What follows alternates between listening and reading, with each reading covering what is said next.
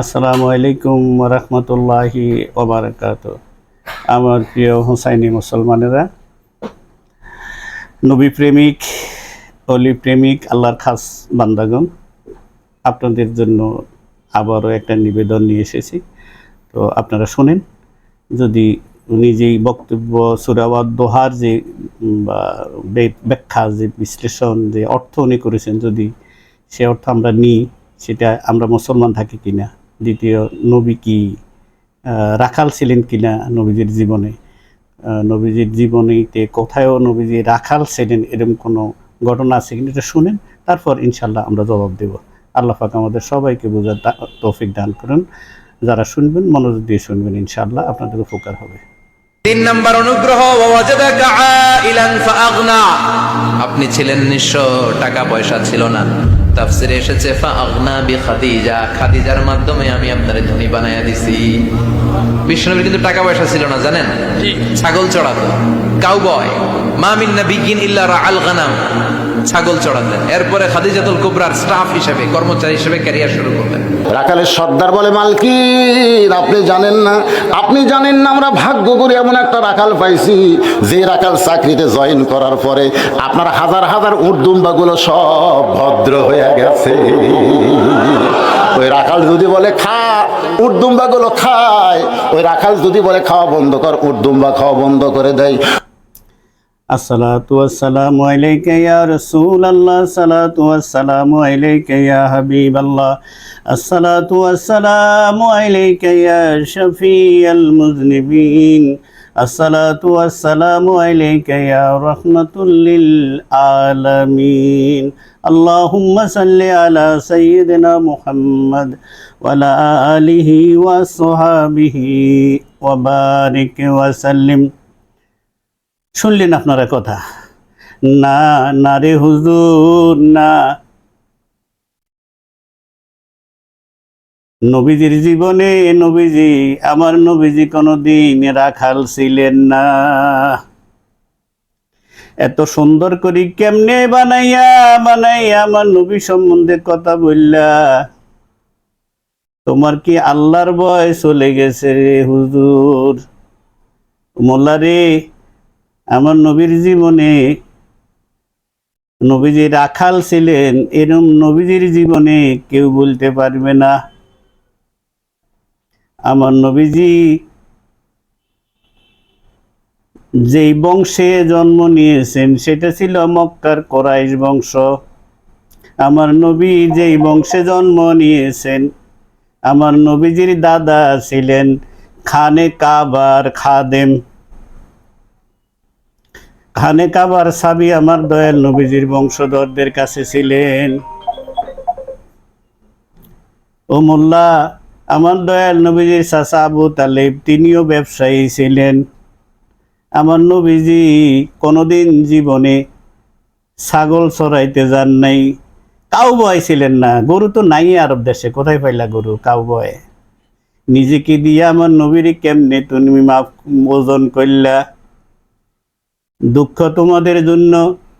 কাল কবরে যখন জিজ্ঞাসা করবে, মা কুনতা তাকুলু ফি হাযার রাজুল, এই ব্যক্তি সম্পর্কে তোরা কি বলতি ওয়াজের ময়দানে, মসজিদের মিম্বরে বৈশা বৈশা? সেদিন বইল এই ব্যক্তি ছিল রাখাল। এটাই তো বলবা।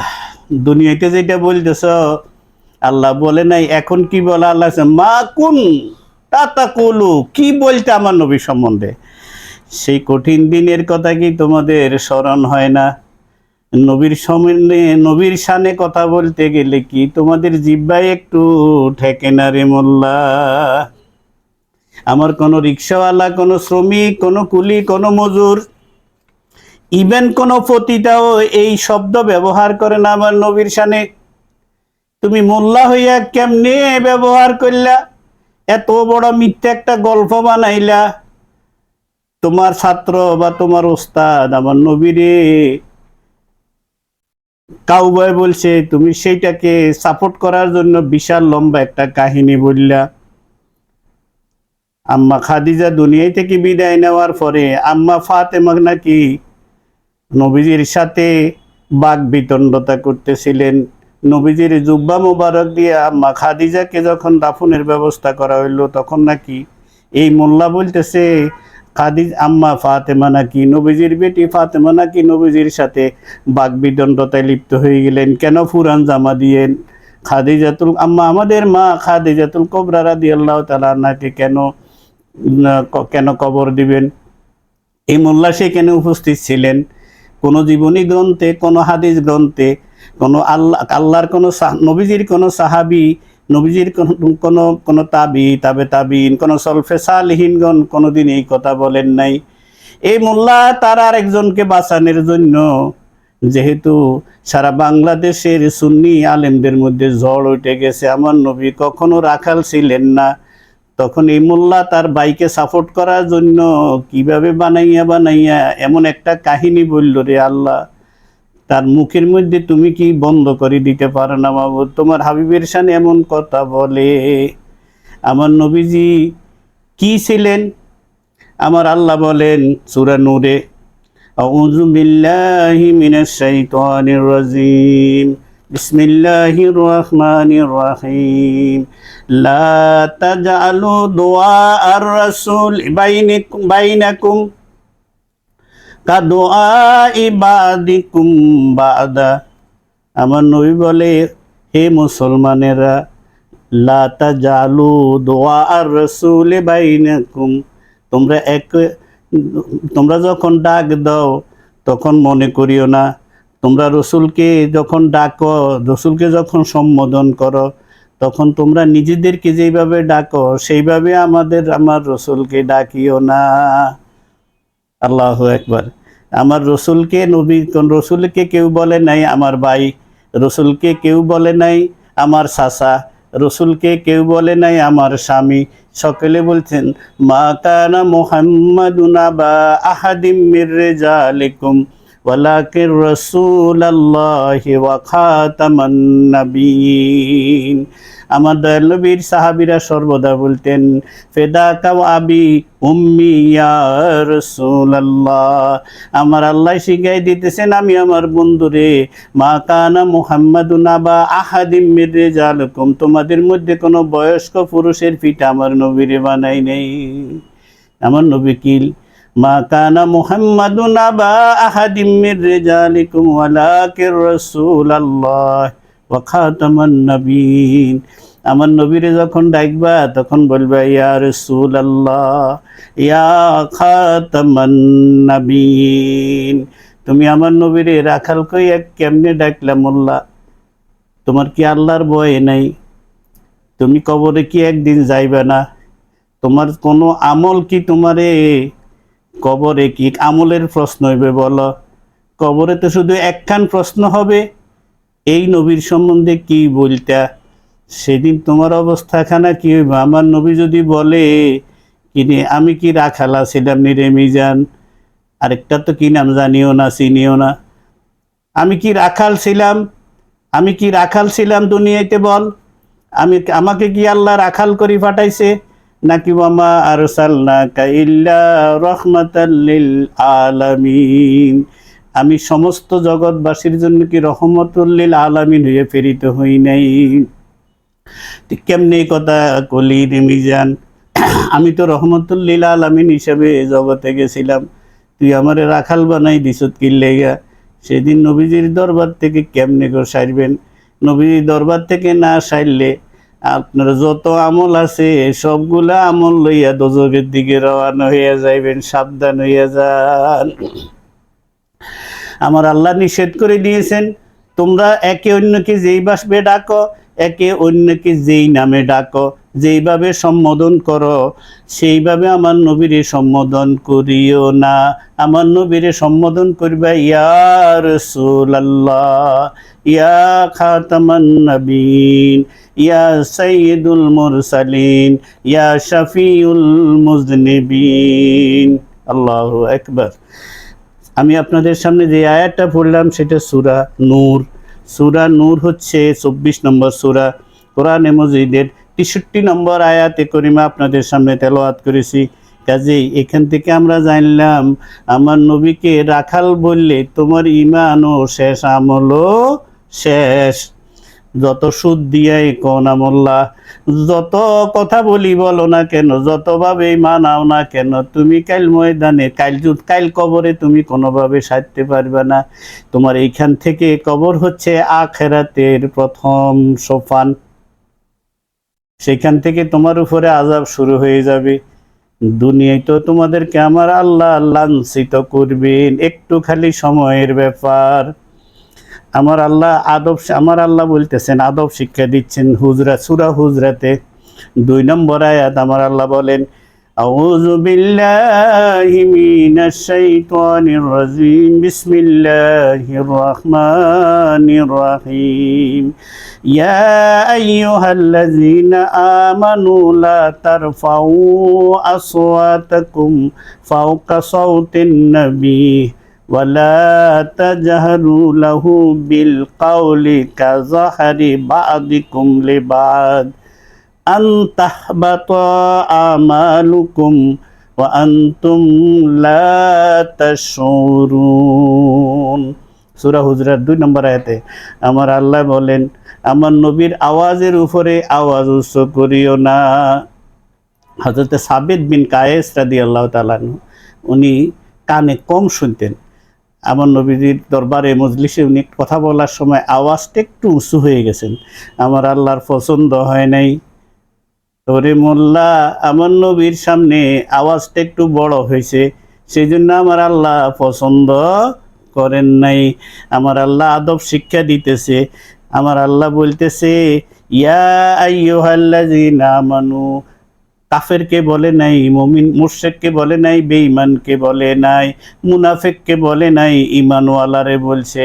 সাহাবার জমাতকে ডাক দিয়ে বলতেছে, ইয়া আইয়ুহাল্লাযীনা আমানু লা তারফাউ আসওয়াতাকুম ফাওকা সাওতিন নবী, আমার নবীর মজলিসে আওয়াজ বড় করিও না, উঁচু আওয়াজ করিও না। সাবিত ইবনে কায়েস এই আয়াত নাজিল হওয়ার পরে তিনি আর নবীজির দরবারে আসতেছিলেন না, কান্নাকাটি করতেছেন, আমি তো কাফের হয়ে গেছি, আমি বরবাদ হয়ে গেছি। আমার নবীজি ওনাকে খবর পাঠালেন যে না, ভবিষ্যতের জন্য সাবধান হয়ে যাও, তুমি জান্নাতি। আমার নবী নেই কিছুই জানে না, মোল্লা বলতেছে নবী নাকি কিছু জানে না। আমার নবী ঘোষণা দিতেছেন, ও সাবিত ইবনে কায়েস, তুমি ভয় করিও না, আমি সাক্ষ্য দিচ্ছি, আমি গ্যারান্টি দিচ্ছি তুমি জান্নাতি। আমার আল্লাহ বলতেছে যে আমার নবীর মজলিসে আওয়াজটা একটু উঁচু করিও না, এবং নিজেদেরকে লাহু বিল কাউল কাজওয়াহারি বাদিকুম লিবাদ, একে অন্যকে যেইভাবে ডাকো, যেইভাবে সম্বোধন করো, একে অন্যকে যেই ভাষায় যেই কথা দ্বারা সম্বোধন করো, ভাই, চাচা, খালু, ফুফা, না এগুলা বলিও না, বলবে ইয়া রাসূলুল্লাহ। আমার আল্লাহ বলতেছে যদি তুমি করো তাহলে কি হইব, কাজওয়াহারি বাদিকুম লিবাদ, একে অন্যের যেই ভাষায় কথা বলো সেই ভাষায় বলিও না। যদি করো আনতাহবাতা আমালুকুম, আনতাহবাতা আমালুকুম ওয়া আনতুম লা তাশউরুন। মোল্লা, আমার আল্লাহ তোর জিন্দিগির সব আমলগুলাকে আমি শূন্য করে দেব, কিন্তু তোরে আমি জানতে দেব না। তুই মাথার মধ্যে টুপি লাগাইয়া, মুখে দাড়ি লাগাইয়া, ফাগড়ি পায়জামা পাঞ্জাবি লাগাইয়া, গায়ে জুব্বা লাগাইয়া, বড় মোল্লা সাইজা, বড় দিনের রাহবার সাইজা তুই যখন কবরে আসবি রে মোল্লা, ওই আমার নবীকে রাখাল বলার কারণে তুই দেখবি যে তোর আমল নামায় আমি কিচ্ছু রাখি নাই, শূন্য করে দিয়েছি, কিন্তু তোরে আমি বুঝতেও দি নাই, জানতেও দি নাই। একজন মানুষের জন্য এর থেকে বড় কি শাস্তি আছে? আমার আল্লাহ কাফেরকে বলে দিয়েছেন, ও কাফের, তোর এই সাজা হবে। আমার আল্লাহ মুনাফিককে বলছেন তোমার এই সাজা হবে।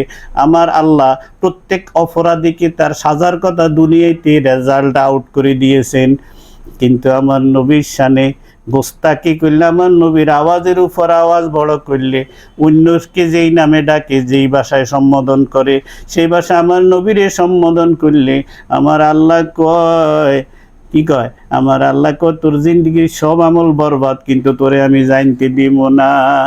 মানে কি? মানে আমার আল্লাহ একজন জিনাকারী যদি জিনা করে, সে যদি তওবা করে, আমার আল্লাহ তাকে মাফ করে দিবে। একজন শিরককারী যদি শিরক করে, আমার আল্লাহ তাকেও মাফ করে দিবে, যদি সে শিরক থেকে ফেরত আসে, আমার আল্লাহর কাছে তওবা করে। একজন যত বড় জালিম হোক না কেন, যদি আমার নবীর দরবারে যায় আর আমার নবী যদি সুপারিশ করে দেয়, আমার আল্লাহ বলছে আমি তোরে মাফ করে দেব। লাওয়াজাদুল্লাহ তাওয়াবার রাহিমা। শর্ত দিছে, আমার নবীর দরবারে যা, আমার নবী যদি তোর জন্য সুপারিশ করে, তাহলে আমি তোর জিন্দিগির গুনাহ খাতা মাফ করে দিব, করতেই থাকবো, তো বিনা গুনায় কবরে আসবি। আর আমার আল্লাহ বলে সব গুনাহগারকে আমি মাফ করব। আমার নবীর শানে গোস্তাকি করলে আনতা হাবাতা আমালুকুম ওয়া আনতুম লা তাশউরুন, আমি তোকে জানতেই দিব না যে তোর জন্য কি সাজা আমি রেখেছি। তোর যে আমলগুলো আমি লয়ে গেছি বরবাদ হয়ে গেছে, তোরে আমি তওবা করার সামর্থ্য দিব না। আল্লাহু আকবার। এর থেকে বড় সাজা আর কি হইতে পারে? জীবনে যত বড় বড় গুনাহগার আছে প্রত্যেককে আল্লাহ তওবা করার সামর্থ্য দান করেছেন, কিন্তু নবীর শানে যে গোস্তাকি করছে, আমার নবীকে যে রাখাল বলছে, তার মাফ পাওয়ার কোনো রাস্তা, তওবা করার মতো কোনো রাস্তা আল্লাহ রাখে নাই। কারণ সে যেটা বলছে, সে মৃত্যু পর্যন্ত এটার উপর দায়েম থাকবে। কেননা এটা আমার আল্লাহর ব্যবস্থা। না হইলে আরো বহু আগে আসি জাতির সামনে দাঁড়িয়ে আস্তাগফিরুল্লাহ, জাতির সামনে আসি দাঁড়িয়ে তওবা করতেন, বলতেন যে আমার ভুল হয়ে গেছে, ও আমার যুবক ভাইরা, আমি নবীকে রাখাল বলেছিলাম, আমার বড় ভুল হয়ে গেছে। আমি আল্লাহর দরবারে, আমি প্রথমে নবীজির দরবারে ক্ষমা চাই, আমার মালিকের আল্লাহর দরবারে ক্ষমা চাই, আমার জাতির কাছে ক্ষমা চাই। তোমরা যারা যুবক, তোমরা যারা আমাকে আইডল মনে করো, আমি তোমাদের কাছেও ক্ষমা চাই। আমি নবীকে ভুলবশত হোক, অজ্ঞতাবশত হোক, আমি নবীকে রাখাল বলেছি, তোমরা সকলে আমাকে মাফ করে দাও। কিন্তু আমার আল্লাহ বলেন না, আমি তাকে ওই কথা বলার সুযোগ দিব না। কেননা সে আমার নবীকে রাখাল বলেছে, সেজন্য আমি তার কাছে তার কথাটাকে সঠিক রাখবো।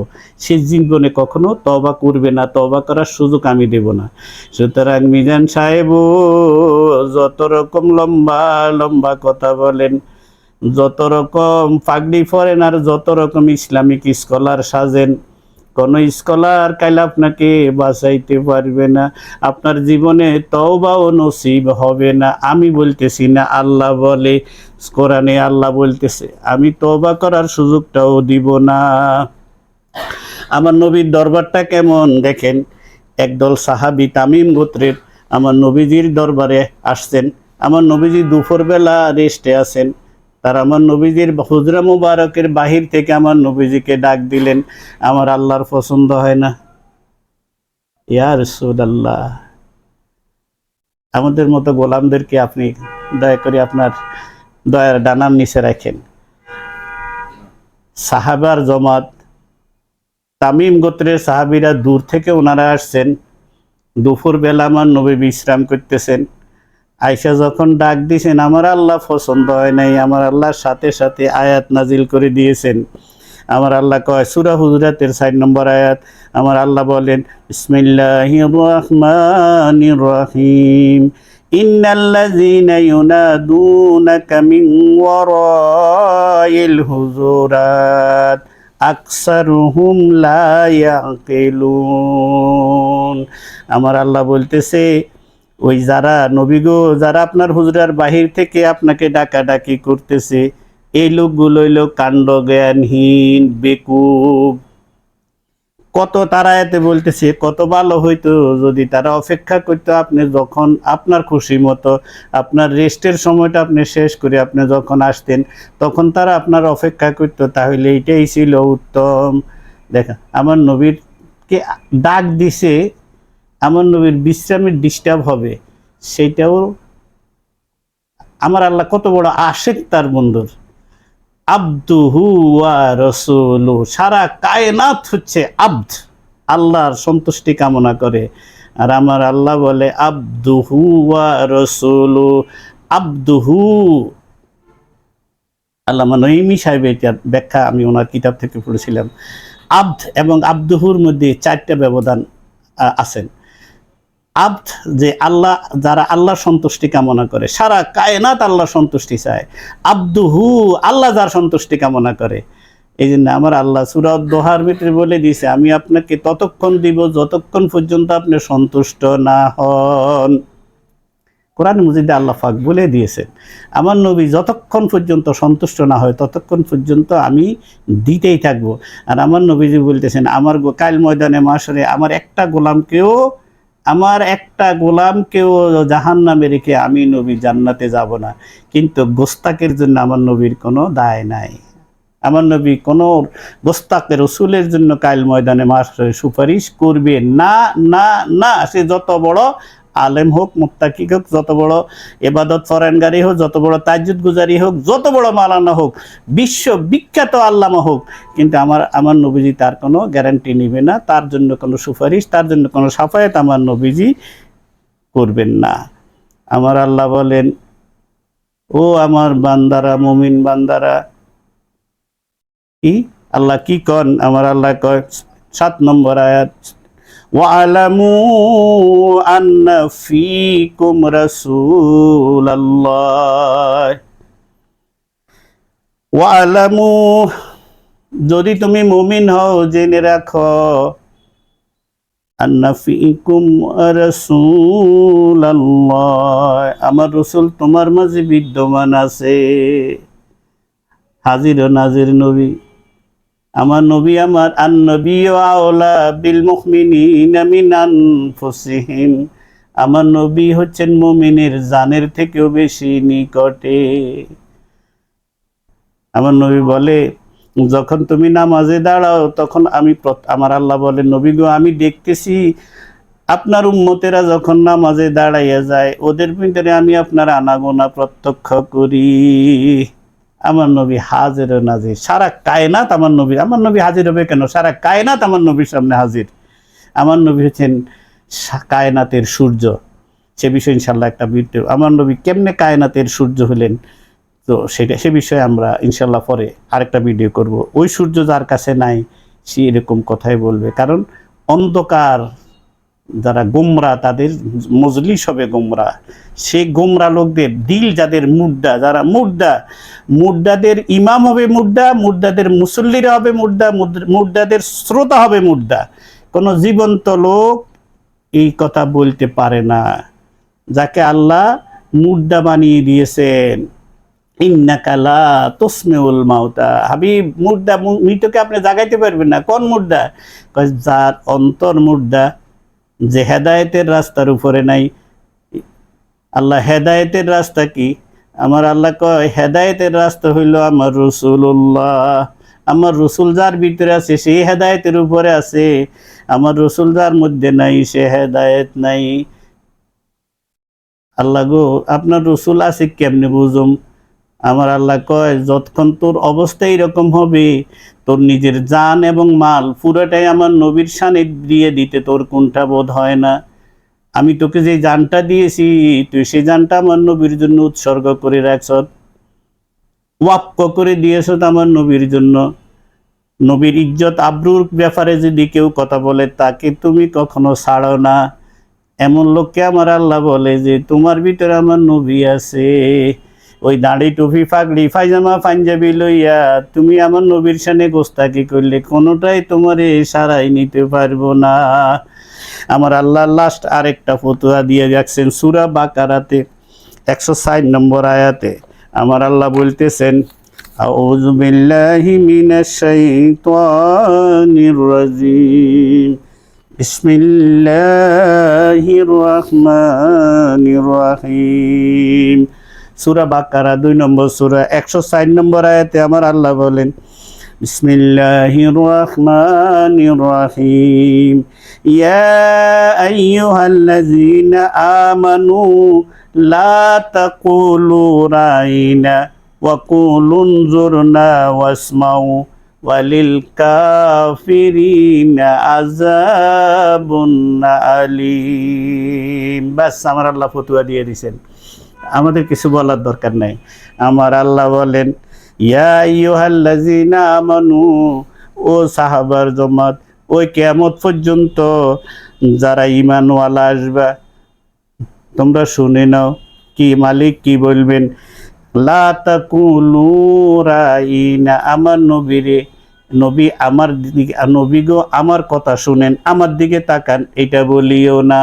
কি বলবে? ওয়াকুলুন জুরনা, হুজুর একটু দয়া করেন। আমার নবীরে বলা যাবে না নবী আমার কথা শুনেন। আল্লাহু আকবার। আমার নবীর এই কথা বলা যাবে না, রাইনা, হুজুর আমার কথা শুনেন, হুজুর আমার দিকে তাকান, এটা বলবেন না, বলা যাবে না। তাহলে কি বলতে হবে? ওয়াকুলুন জুরনা, হুজুর গো দয়ার নজর করেন, দয়া করেন। ওয়াসমাউ, আমার নবী যখন কথা বলবে তখন মনোযোগ দিয়ে শুনবা। এই আয়াতের ঘটনাটা কি? আমার নবীর জমাতের ভিতরে এইরকম মুনাফিকরা সেখানে বসতো। আব্দুল্লাহ ইবনে উবাইয়ের নেতৃত্বে আমার নবী যখন কোনো কথা বলতেন তারা মনোযোগ দিয়ে শুনতেন না। আমার নবী কথাটা শেষ করে যখন আরেক কথায় যাবেন তখন মুনাফিকের গোষ্ঠী বলতেন, রাইনা ইয়া রাসূলুল্লাহ, রাইনা ইয়া মুহাম্মদ, আপনি আমাদের কথা শোনেন, কি বলছেন এটা আবার বলেন, আমরা খেয়াল করি নাই। আমার আল্লাহ এত গোস্ব হয়ে গেলেন গো, আমার আল্লাহ গোস্ব হয়ে বলতেছে, আমার নবীরে এখন থেকে তোমরা আর রাইনা বলতে পারবা না। কি বলবা?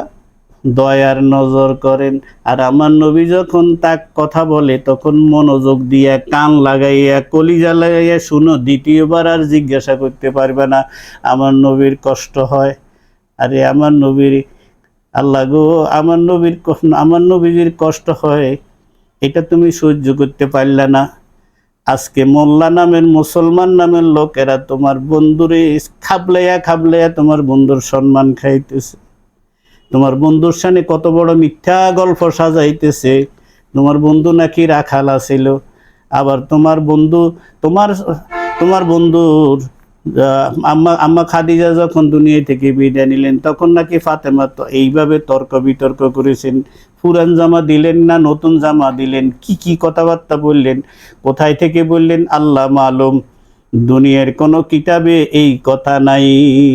যদি এ কথাই মোল্লা প্রমাণ করতে পারে, কোনো কিতাবের রেফারেন্স দিয়ে যদি বলতে পারে, আমি তার গোলামি করব সারা জিন্দেগি ভর। আর আমার কথা যদি, আমার আল্লাহ যেই কথা বলেছেন সেটা যদি সে মেনে নেয়, শুধু একবার জনসমক্ষে আসে তওবা করো, আল্লাহ যেন তোমাদেরকে মাফ করে দেন। আমার নবী রহমতুল্লিল আলামিন, আমরা রহমতুল্লিল আলামিনের গোলাম, আমরা কারো জন্য দোজক কামনা করি না, ফেরত আসো, সেই জন্য কথাগুলো বলতেছি। আমার আল্লাহ বলতেছেন, ইয়া আইয়ুহাল্লাযীনা আমানু লা তাকুলু রাইনা ওয়া কুলু উনজুরনা ওয়াসমাউ। শুরু করছে ঈমানদারদেরকে দিয়ে, আমার আল্লাহ শেষ করতেছে ওয়ালিল কাফিরিনা আযাবুন আলীম। ফরজ করে দিয়েছে আমার আল্লাহ নবীর আদব। নবীর আদব যখন থাকবে না, নবীর আদব হচ্ছে ফরজ, আর ফরজকে অস্বীকার করলে, ফরজের ভিতরে ফরজকে অবজ্ঞা করলে সে হয়ে যায় কাফের। আর কাফেরের জন্য আযাবুন আলীম, লাঞ্ছনাদায়ক শাস্তি তার জন্য, কষ্টদায়ক শাস্তি তার জন্য। কোথায়? লাআনাহুমুল্লাহু ফিদ দুনিয়া ওয়াল আখিরাহ, তার জন্য দুনিয়ায় এবং আখিরাতে লাঞ্ছনাদায়ক শাস্তি। ওয়া আ'আদ্দা লাহুম আযাবুম মুহিনা, তার জন্য লাঞ্ছনাদায়ক শাস্তি আমার আল্লাহ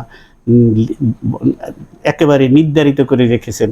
তা আমার আল্লাহ এই আয়াতে শুরু করছেন ঈমানদারকে দিয়া, যে তোমরা যদি এটা করো, কি করো, আমার নবীর শানে যদি নবীকে যদি রাইনা বলো, নবীকে যদি রাইনা বলো, তাহলে কি করো, মানে তোমাদের মতো তোমরা যেভাবে কথা বলে একে অন্যকে, যদি সেরকম ভাবে আমার নবীর সাথে ব্যবহার করো, সেইভাবে ডাকো, তাহলে আমার নবীর মজলিসে যখন বসবে কান লাগায় শুনবা, মাথা নিচু করিয়া, তো আদবের সাথে বসে শুনবা।